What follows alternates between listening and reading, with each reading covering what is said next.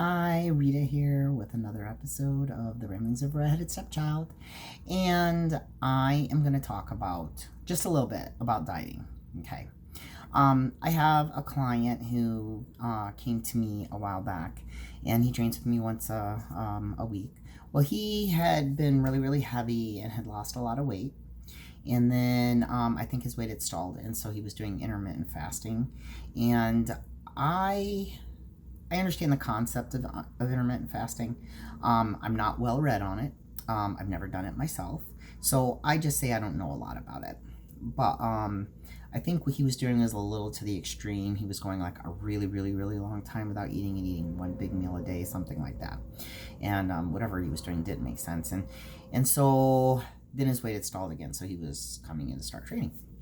So he was super weak at first. Just really, unreasonably weak. And so I was able to talk him into eating a little bit more.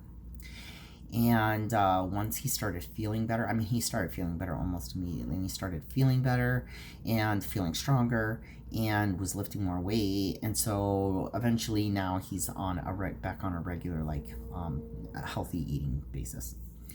So after a few months, I put him on the InBody. I have an InBody at the gym. And I put him on the InBody, and sure enough, his overall weight had gone up a few pounds, but from the time that he started, but he had literally lost another 10 pounds of fat, and that was with eating, a few times a day, like regular, I don't know how often he eats, but on a regular basis.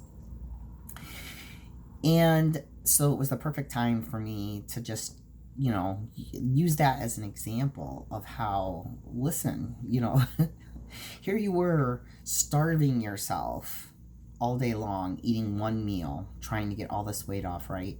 When you could have been eating several times a day and getting that weight off the same. Okay, so maybe, I don't know, maybe that one big meal was had whatever you wanted in it, and this one is smaller portions and you never really feel completely full. I don't know, but there's a big picture. Okay, so my opinion, intermittent fasting is a fad diet as well. A fad diet, I think, anything that latches on to one, maybe two attractive traits, something that people really want. They just want that number to go down. They just want to lose some fat. They want to see abs, whatever. It attacks one thing, maybe two, and leaves everything else to just do it in May. Okay, that is not healthy.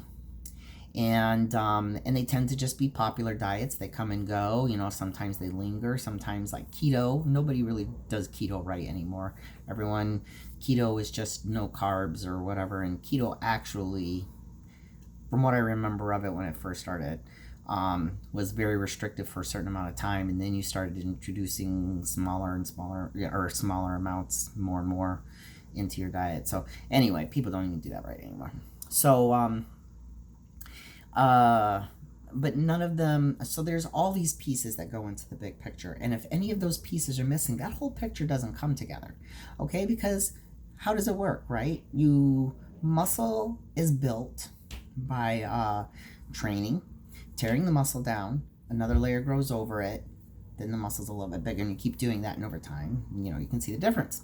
Well, how does that layer grow back over? That's called recovery. To recover, you need food, you need sleep, okay? Protein, carbs are what takes the protein to your muscle. All right, so if you're not eating carbs, the protein is not being shuttled to your muscle correctly. And lo and behold, if you don't have anything else in your body to burn quickly, because yes, your body can switch over, convert over to burning fat and for energy, but muscle is easier to burn down. Okay, and if you would notice, that's why you get people like, say, runners who are very like no muscle to them. They're very skinny, when I say runners, like long distance runners, that's why you get someone who can go and eat low calorie for a few weeks, and yeah, sure, their weight's way down, and they're small, but for some reason they've got cellulite or, jiggly or whatever, okay, that skinny fat thing, okay. That's what happens when you do those the running thing's a bad example. It's not a fad diet. I'm just saying it doesn't have all the pieces to go into it. But that's what a fad diet does, is it attacks one thing and it doesn't do anything for the whole picture. So why do people do it? I think it's because it's a great marketing tool. It's a great marketing tool because it promises you everything that you want, because all you want is this one thing, and it promises you it's going to happen. And sure, yeah, I can do that. I'm not saying fad diets don't work. They work for that one thing that they say they're going to work for. But then in the aftermath, there's this other stuff, and you're like, well, now what about this? Okay. And well, you didn't address that. So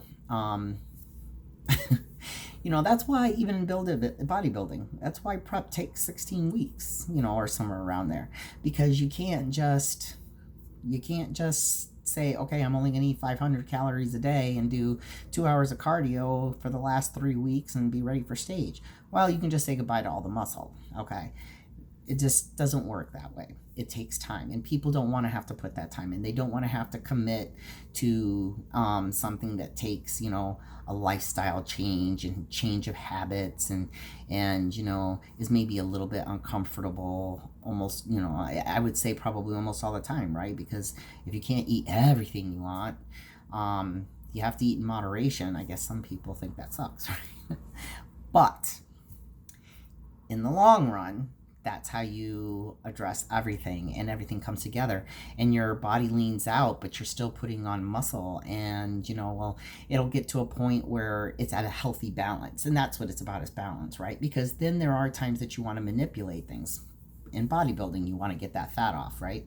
So then there's things you can do to speed up the fat loss, while at least trying to minimize the muscle loss, or maintain what you have, right? There's times when you want to put on muscle, right? And fat has to come with that. So there's times, when you'll manipulate things. But in overall, there's this big picture, and it has balance, and that balance needs to be there. And you need to commit that it's going to take the time to let it all happen.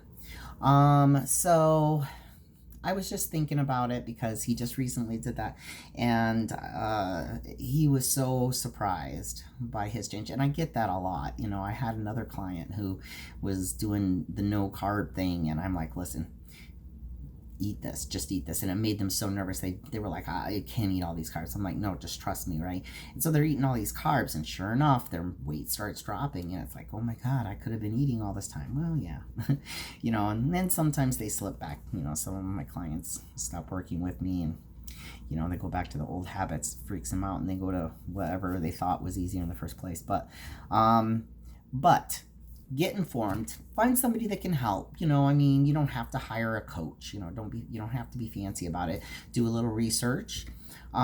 Just ask somebody to help out, or maybe someone pulls together this diet, but get informed. Okay. Realize everything that goes into how to build muscle and how fat comes off, what you're actually doing to your body. And then put it to good use. And then when you need to manipulate things, like say you're a competitor of something, then there's times when I'll call it appropriate. It's never really healthy, but overall, you can be a fit person. And there's just little tweaks. It's just little tweaks, and you'd be so surprised at how much you can probably eat and get yourself to a nice healthy weight. It just takes a little bit of time, but it's worth it. Okay. So another thing I noticed is that I do a lot of talks, and I've been very general about things. I've been like, well, this works sometimes and this works other times, and nothing's wrong, blah, blah, blah, blah. And I'm going to start addressing things specifically. So like, for example, a diet on how to put on mass. Okay. I'm not going to, play devil's advocate for every angle, say this is how you do this, in my opinion. You know, I'm no expert, and I don't think I know it all. You know, certainly still learning, always learning, but I have had some successful experience with both myself and with some clients, and I just want to share that. So so let's start doing some specific stuff soon, and I'm just gonna stop for now, and we'll talk later. All right, bye.